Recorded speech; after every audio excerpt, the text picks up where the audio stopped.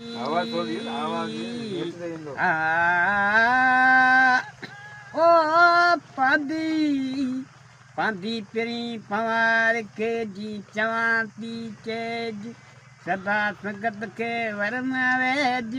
एकड़ा उठी आया कुथी सारी लेज मुठ मादानी दे नियर में नौकर पादी पिरी पवार के पादी तेरी पवार के सारे सरतन के सलाम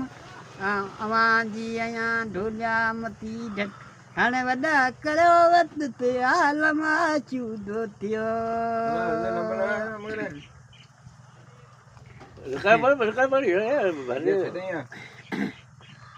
पे हरिया हंद में हकल सां हाज़र ते मेरे न